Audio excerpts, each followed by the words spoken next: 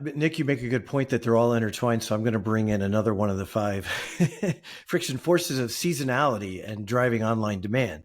So obviously for retail brands, Black Friday, Cyber Monday are critical make and break periods. How have you in your past balanced driving demand while creating frictionless digital experiences at periods when peak volumes of traffic are going to be coming through the site, right?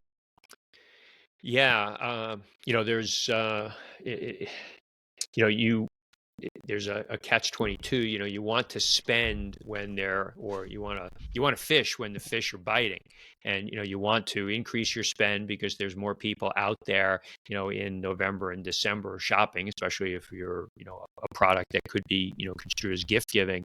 But you'd be surprised, a lot of apparel businesses that I've been in over the years, while 40% of our demand was done during that period of time, they're not the traditional gift giving businesses. There's a lot of personal consumption that goes on during that holiday period. But in most businesses that I've been in, you've got this holiday readiness, kind of war room, if you will, game planning. And when I was at Bauer, they had done a really good job of holiday readiness, and literally every department in the business, starting in September, was kind of laying out the things that they would be doing to get themselves prepared for holiday, whether it was customer service or the distribution center, or what we were going to be doing in digital marketing or the creative execution. All of those pieces came together. We did load testing on the site to make sure that over the ensuing past year, we've made lots of technology changes. You do load testing, making sure that you're going to be able to handle the significant increase in traffic that hopefully will come your way.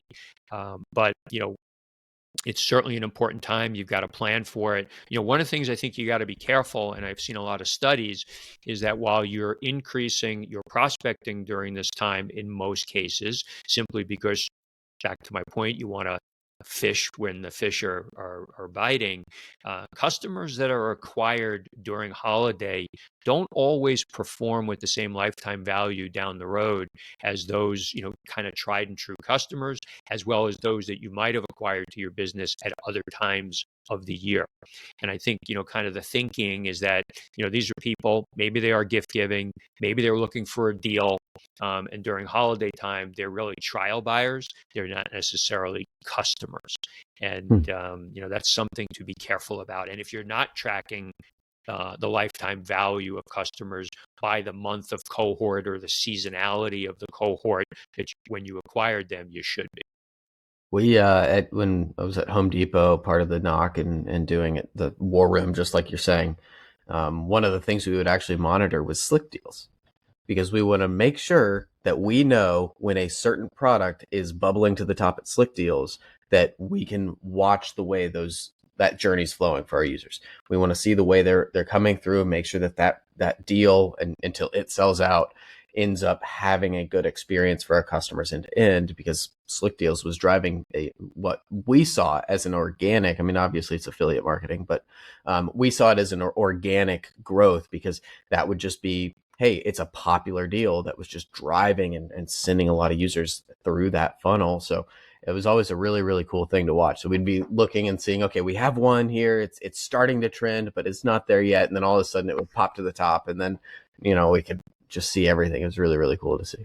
Yeah, and it's important to if you can identify things like that, it's good to know for next year, right? Because next year you're doing your planning and you're saying, wow, I'm going to do X dollars on this day, and you realize, well, maybe I can't anniversary that because the Slick Deals, program that ran, was organic in nature, and it got picked up.